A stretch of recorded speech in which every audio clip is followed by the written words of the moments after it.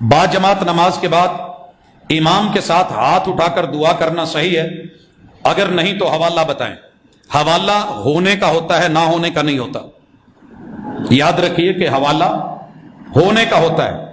محمد رسول صلی اللہ علیہ وسلم کی پوری سیرت طیبہ میں، ساری زندگی کی نمازوں میں مجھے ایک بھی نماز ایسی نہیں ملی کہ فرض نماز کے بعد سلام پھیر کے اسی مصلی پہ بیٹھ کے میرے محبوب نے ہاتھ اٹھا کے با جماعت اجتماعی دعا کی ہو۔ ایسی کوئی صحیح روایت نہیں ہے۔ عموم سے استدلال لیا جاتا ہے، دعا فرض ہے، دعا ضروری ہے، دعا لازمی ہے، قبولیت کے اور استجابت کے اس کے مواقع ہیں، لیکن اسے یوں خاص کر دینا اور پھر امام نے دو چار رٹے ہوئے لفظ اپنے پڑھنے اور باقی عوام پتہ نہیں کیا کیا ضرورتیں لے کے بیٹھی ہے۔ اسی لیے رسول اللہ صلی اللہ علیہ وسلم نے انفرادی دعا زیادہ کروائی ہے۔ نماز کے بعد لمبے ذکر اذکار انفرادی دعائیں، اور جو اجتماعی دعا ہوئی بھی ہے وہ محمد الرسول اللہ صلی اللہ علیہ وسلم نے خطبہ جمعہ میں جب ایک صحابی آئے اور کہنے لگے اللہ کے رسول صلی اللہ علیہ وسلم مویشی ہلاک ہو گئے، خشک سالی ہے، بارشیں نہیں ہو رہی، اللہ سے دعا کر دیجئے۔ محبوب نے جمعہ روکا، ہاتھ اٹھائے، دعا کی بارش کی، صحیح بخاری کے لفظ، محبوب کے بغلوں کی سفیدی نظر آنے لگی، ہاتھ اٹھے ہوئے ہیں، آپ دعائیں کر رہے ہیں اور اصحاب رسول پیچھے آمین کہہ رہے ہیں۔ یہاں آمین کا ثبوت موجود ہے۔ والاصحاب یؤمنون، آپ کے ساتھی آمین کہہ رہے ہیں۔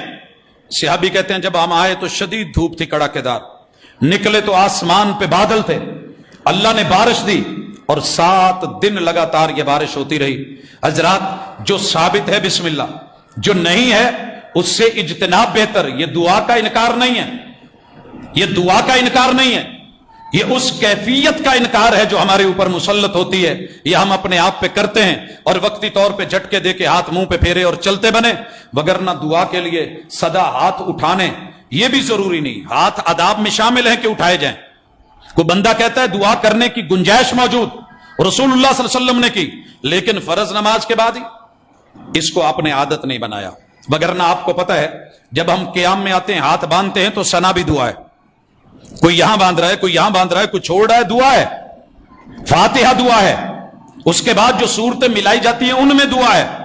کبھی ہاتھ گھٹنوں پہ رکھ کے دعا کی گئی، سبحان ذی الملکوت والجبروت والکبریاء والعظمہ سبحان ربی العظیم۔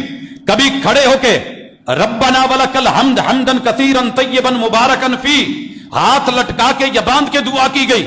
محمد الرسول صلی اللہ علیہ وسلم نے کبھی دعا زمین پہ ہاتھ رکھ کے، گھٹنے رکھ کے، ناک اور پیشانی رکھ کے، پاؤں کھڑے کر کے پھر دعا کی سجدے میں، کبھی 2 سجدوں کے درمیان رب اغفر لی یہ بھی دعا ہے، مگر ہاتھ اٹھے نہیں، ہاتھ رانوں پہ ہیں۔